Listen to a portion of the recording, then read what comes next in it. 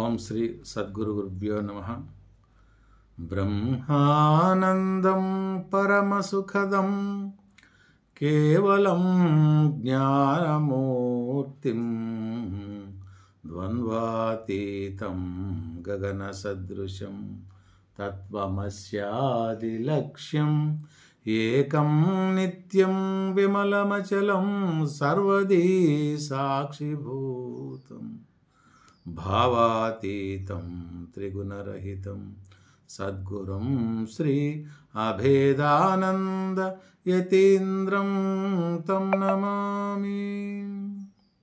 శ్రీ పూర్ణానంద ప్రబోధ ఆశ్రమ సంస్థాపకులు పూజ్యపాదులు బ్రహ్మలీన పూర్ణానంద గిరి మాతాజీ వారి దివ్య చరణ కమలములకు అనన్య భక్తితో నమస్కరిస్తూ ఆశ్రమ భక్తులకు దాతలకు శ్రేయోభిలాషులకు 50 మందికి సద్గురు యొక్క శుభాశీస్సులు తెలియజేస్తూ ముఖ్య విజ్ఞప్తి.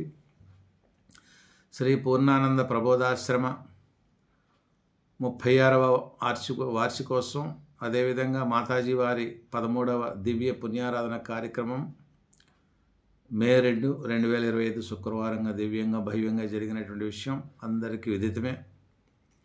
మరి ఇంత చక్కగా ఈ కార్యక్రమం జరగడానికి కారణభూతులైనటువంటి మాతాజీ శిష్యులు, సకల గ్రామాల భక్తులు, శ్రేయోభిలాషులు, దాతలు అందరికీ పేరు పేరున సద్గురుల యొక్క శుభాశీస్సులు తెలియజేస్తున్నాం. మరి ముఖ్యంగా అనేక గ్రామాలు ఉన్నాయి, గ్రామాల పేర్లు నాకు పూర్తిగా తెలియవు.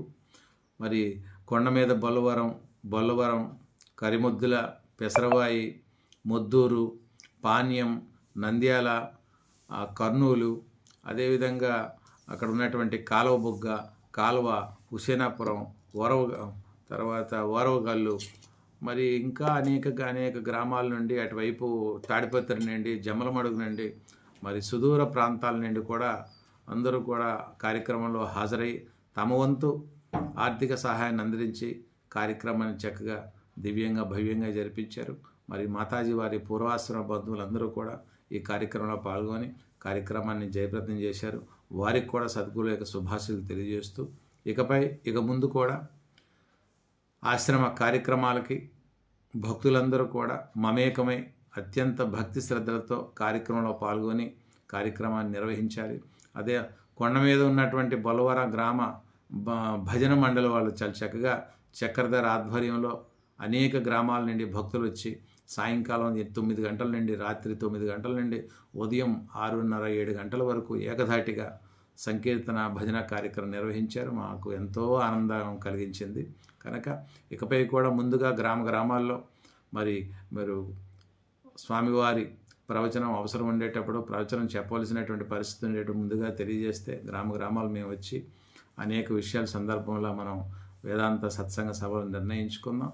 మరి ఇంతటి చక్కటి దివ్యమైనటువంటి కార్యక్రమాన్ని జయప్రదం చేసినటువంటి మరి ఆశ్రమ భక్తులకు, అదేవిధంగా చక్కగా వంట చేసినటువంటి వంటగాళ్లకు, మరి మైక్ తర్వాత సౌండ్ సిస్టమ్ పెట్టిన వాళ్ళకి, డెకరేషన్ చేసిన వాళ్ళకి, వంట చేసిన వాళ్ళకి, ఆశ్రమంలో ఉన్నటువంటి మరి ఆశ్రమ సేవకులైనటువంటి రమణమ్మ, వెంకట సుబ్బయ్య వాళ్ళకి, వాళ్ళ తాలూకా బంధువులకి అందరికీ కూడా సద్గురుల యొక్క శుభాశీస్సులు తెలియజేస్తున్నాం.